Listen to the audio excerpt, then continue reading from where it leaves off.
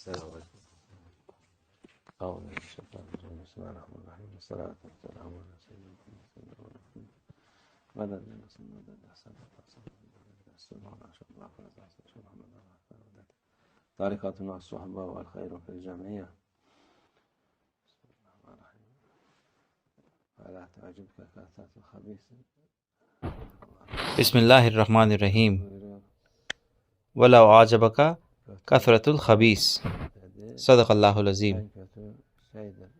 اللہ عز و جل کہتا ہے کہ خبیث چیز سب سے بری چیز ہے. یہ ایک کسی گندی چیز کا نام ہے. اس کی اکثریت سے حیران نہ ہوں. یہ وہ ہے جس کی کوئی قیمت نہیں ہے. اچھے لوگ کم ہیں، اکثریت برے لوگوں کی ہے. خبیث چیزیں اکثریت میں ہیں، ان کے زیادہ ہونے سے حیران نہ ہوں. کہتا ہے اللہ عز و جل ان کی کوئی قیمت نہیں ہے اور ان کا کہا نہیں سنا جاتا.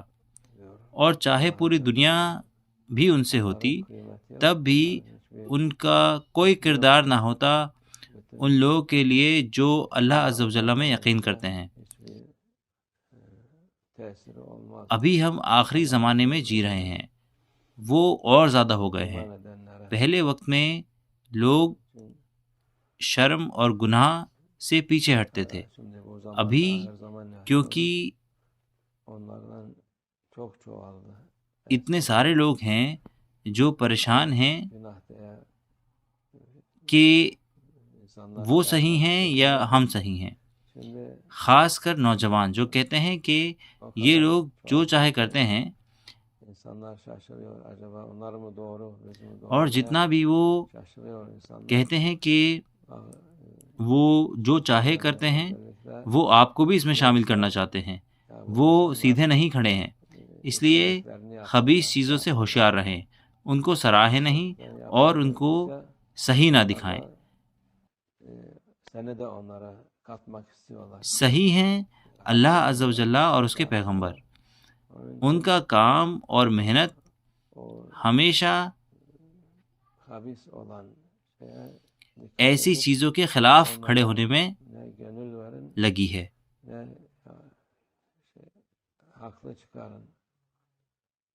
انہوں نے ہمیشہ چاہا کہ یہ گندگی صاف کر دیں اور اسے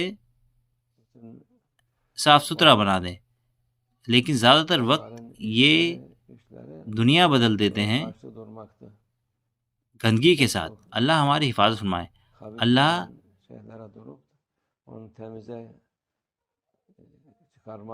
کاش وہ اچھے برے اور صفائی میں فرق کر سکیں. یہ نہ سوچیں کہ اگر گندگی اکثریت میں ہے تو یہ صاف ہے اور صحیح ہے.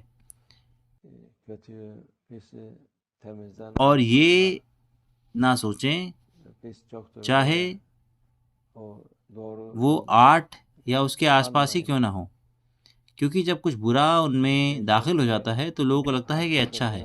وہ کہتے ہیں کہ یہ چاروں طرف ہے، ہر کوئی اس کو کر رہا ہے تو ہمیں بھی اس کو کرنا پڑے گا.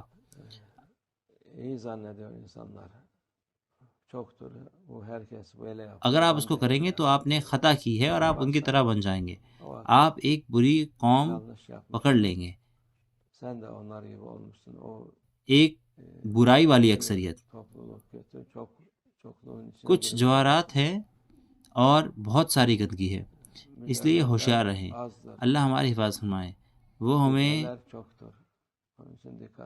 اچھے لوگوں کے ساتھ رکھے انشاءاللہ.